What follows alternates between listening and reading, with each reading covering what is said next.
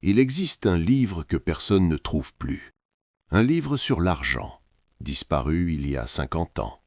Pas brûlé, pas interdit par la loi, simplement effacé.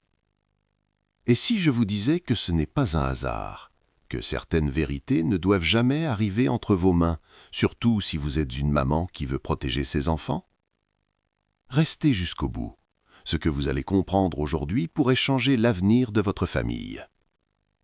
Quand j'ai commencé à chercher ce livre, j'ai d'abord cru à une légende, une histoire racontée dans les cercles restreints entre personnes qui s'intéressent vraiment à la transmission. On me parlait d'un ouvrage écrit dans les années 70 par un homme discret, un économiste qui avait passé sa vie à observer les familles riches. Pas les célébrités, pas les entrepreneurs à la télévision. Non, les vraies fortunes, celles qui durent depuis 4, 5 générations, celles dont on ne parle jamais. Cet homme avait découvert quelque chose de troublant. Il avait compris que l'argent dans ces familles-là n'était pas géré comme ailleurs. Mais ce n'était pas une question de stratégie financière, c'était une question d'éducation, de mentalité, de transmission et surtout de silence. Il a écrit un livre, un seul, court, dense, direct. Il y expliquait comment ces familles transmettaient à leurs enfants une relation saine, consciente, puissante avec l'argent. Comment elles leur apprenaient à ne jamais en avoir peur, à ne jamais le mépriser, à le respecter comme un outil de liberté, de protection, de dignité. Le livre a été publié, quelques milliers d'exemplaires. Il a circulé discrètement. Certains l'ont lu, certains l'ont appliqué. Et puis, plus rien.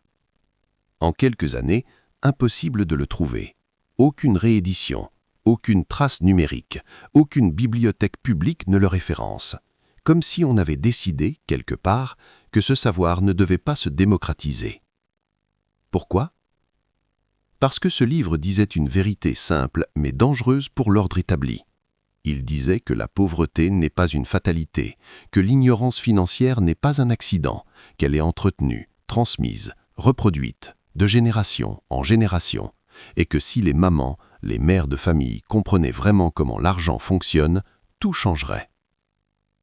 Vous voyez, l'élite ne protège pas de secrets compliqués, elle protège des évidences, des vérités tellement simples que si tout le monde les connaissait, le système ne tiendrait plus. Et ce livre, justement, expliquait ces évidences, sans jargon, sans élitisme, avec une clarté désarmante. Alors, on l'a laissé disparaître. Mais moi, je refuse que cette connaissance meure avec lui, parce que vous, qui m'écoutez aujourd'hui, vous méritez de savoir, vous méritez de transmettre autre chose à vos enfants que la peur de l'argent, que la honte d'en parler, que le silence qui vous a été imposé. Je vais vous raconter ce que ce livre disait, et vous allez comprendre pourquoi il dérange. Première vérité, l'argent n'est jamais le problème, c'est toujours la relation qu'on entretient avec lui. Dans les familles qui restent riches, on n'élève pas les enfants dans l'abondance aveugle. On leur apprend très tôt que l'argent est une responsabilité, qu'il se gagne, qu'il se respecte, qu'il se protège, mais surtout qu'il ne définit jamais qui tu es. Vous savez ce qu'on fait dans ces familles?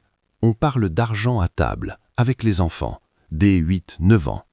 On leur explique d'où vient l'argent du foyer, combien coûte la vie, pourquoi on fait certains choix.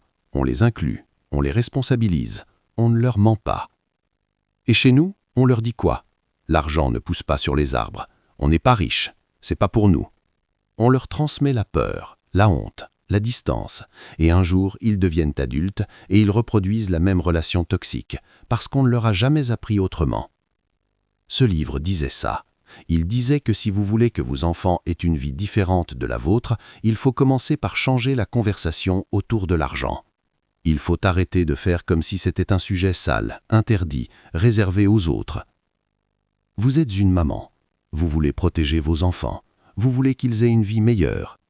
Alors, commencez par leur apprendre que l'argent n'est ni bon ni mauvais, qu'il est un outil, et que cet outil, ils doivent apprendre à le maîtriser. Deuxième vérité, les riches ne gardent pas l'argent, ils le font circuler, mais ils contrôlent le flux. Ce livre expliquait quelque chose de fascinant. Dans les familles fortunées, l'argent n'est jamais immobile. Il travaille, il se multiplie, Il circule entre investissements, projets, entreprises, mais il ne sort jamais du cercle familial sans raison. Chaque dépense est réfléchie, chaque investissement est une décision consciente. Et nous, on dépense par émotion, par impulsion, pour combler un vide, pour se sentir mieux, pour imiter. On achète des choses dont on n'a pas besoin, avec de l'argent qu'on n'a pas, pour impressionner des gens qu'on n'aime pas. Mais personne ne nous a appris autrement. Ce livre parlait de ça. Il disait que l'éducation financière, la vraie, ce n'est pas apprendre à faire un budget. C'est apprendre à respecter son argent, à ne pas le gaspiller par inconscience, à comprendre que chaque euro que vous dépensez aujourd'hui, c'est un euro que vos enfants n'auront pas demain. Vous voulez leur transmettre un héritage? Alors commencez par changer votre propre relation à l'argent. Parce que vos enfants ne feront pas ce que vous dites, ils feront ce que vous faites. Troisième vérité. Le vrai pouvoir, c'est la transmission. Ce livre insistait énormément sur un point. Les familles riches ne deviennent pas riches par hasard, elles le restent parce qu'elles transmettent. Elles transmettent des valeurs, des principes, une mentalité. Elles préparent chaque génération à recevoir, à gérer, à multiplier. Elles ne laissent rien au hasard. Et chez nous, on transmet quoi? La fatigue, la frustration, le sentiment qu'on ne pourra jamais s'en sortir. On reproduit les mêmes schémas, les mêmes peurs, les mêmes blocages, parce que personne ne nous a montré qu'on pouvait faire autrement. Mais vous, aujourd'hui, vous pouvez briser cette chaîne. Vous pouvez décider que ça va changer, que vous allez parler d'argent avec vos enfants, que vous allez leur apprendre à le respecter, que vous allez leur montrer qu'ils méritent une vie meilleure. L'héritage mental, ce n'est pas ce que vous laissez après votre mort, c'est ce que vous plantez dans l'esprit de vos enfants pendant qu'ils grandissent. Et cette graine-là, personne ne pourra jamais leur retirer. Alors commencez aujourd'hui, parlez-leur, éduquez-les, montrez-leur. Transmettez-leur la bonne mentalité, parce que c'est ça, le vrai secret. C'est ça, le vrai pouvoir. Et c'est ça qu'on ne voulait pas que vous sachiez. Mais maintenant vous savez.